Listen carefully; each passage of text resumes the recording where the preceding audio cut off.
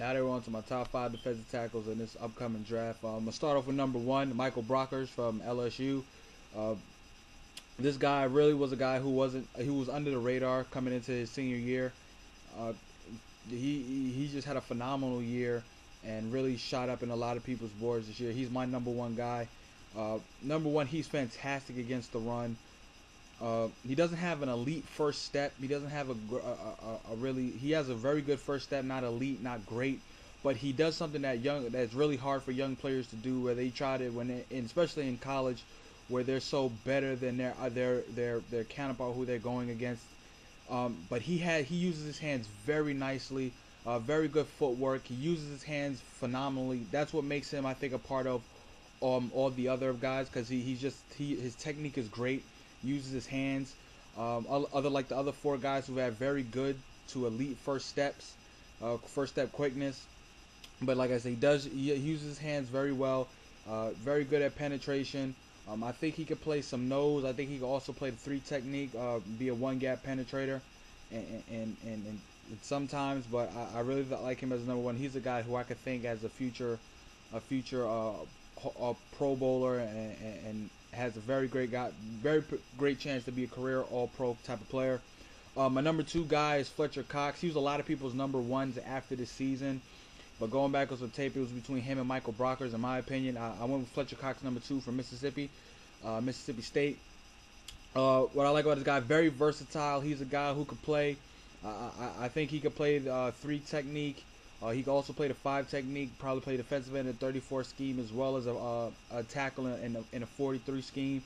Other things I like about him, he's very explosive off the ball. First step, he has very good first step quickness. I think he's more suited. He's very versatile, but he's best at 1-gap penetrating, especially with that elite first step that he has. In my opinion, he's a guy that you really need. He's a guy that can really help out a team automatically coming into the league, and I think he's a guy who can be a kind of like a Ndamukong Suh or something that everybody thought Gerald McCoy was, a guy who could probably be a double-digit sack guy or close to it at the defensive tackle position, which is a rarity nowadays. My number 3 guy is Kendall Reyes from UConn. Very versatile. He needs to work on his hands a little bit, his technique sometimes, but I think he's a guy who can be a 34 guy. He could be a 4-3 guy, 34 defensive end, run a 5 technique and a 3 technique type of guy. I like him a lot. He was actually a little bit high on my board, but going through the tape, there was questions of sometimes he would take plays off, sometimes his motor. He's very good at run stopping, but sometimes he gets a little bit too high and he gets pushed back. So that's one thing I really don't like about him. Sometimes he does, like I said, but other times it's a consistency issue. With most young players, it's always a consistency issue, especially when you're one of the best players at the position in college. My number 4 guy was Jerel Worthy from Michigan State. Has a very good motor. He has questions about his motor. Very good first step. He can improve his pass rushing a little bit. I think he's a guy who's very multiple. I think he could play. I think he could play he could play nose guard. He could play the 0 technique. He could play 1 technique. He could play 3.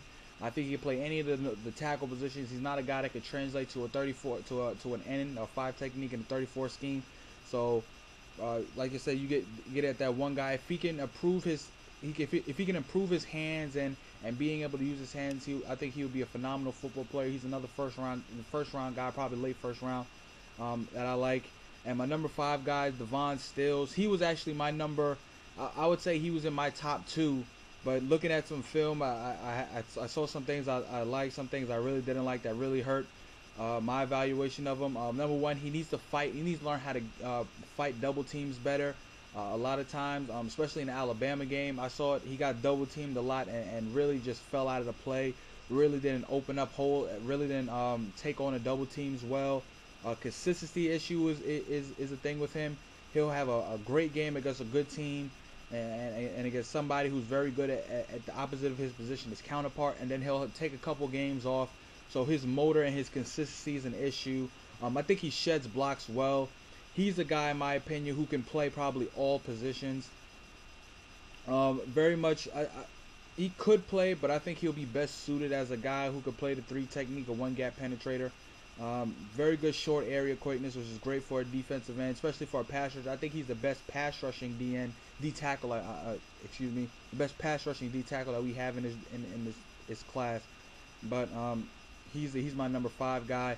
Going to my biggest faller is going to be Marcus Forston from the University of Miami. He's a guy that I really thought, especially when he came out of high school, he was one of the top players. Came out of Miami Northwestern. I thought he was going to be a guy who could change the position at the defensive tackle spot. I think he could play. He could either play the 1 or the 3. I think he's more suited at the 3 technique. He has very good quickness, but he got involved in the scandal that was going on in Miami, and just getting injured and other things didn't really come up. He wasn't able to show his full potential. But I think that a guy who I thought coming into the college football season last year, I thought he was going to be a first-round guy. He's really fell off in my opinion.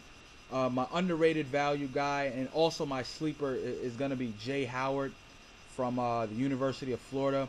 He's a guy who I think is probably, out of everybody in this draft, the most versatile defensive tackle that we have in this whole entire class.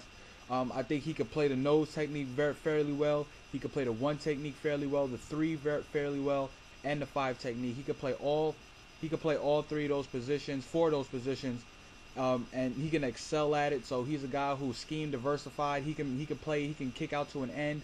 He could play the nose tackle if you need to spot somebody to fill theirs pairingly. He could play the 1 technique. He has the quickness and the speed, and sometimes he doesn't have the great hands. He doesn't use his hands as well. If he can work on that, but I think he's a guy who can in a couple of years be one of the best that came out of this draft class in the defensive tackle area.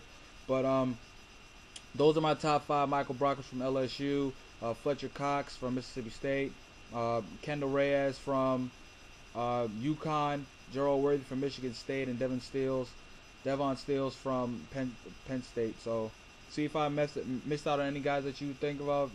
What do you guys think of? I wasn't really high on Demario Poe. Yes, he did have a great combine, but looking at the tape, there was a lot of times where he was just non-existent, didn't create anything. So the workout probably creeped him up in a lot of people's minds because of the 40 time and the benching and everything that he did. He was a workout warrior. Maybe he becomes a top guy, but I really just didn't like him when I came back and looked on the film. So, like I said, those are my top 5. Let me know what you guys think, and I'll talk to you guys later. Thanks.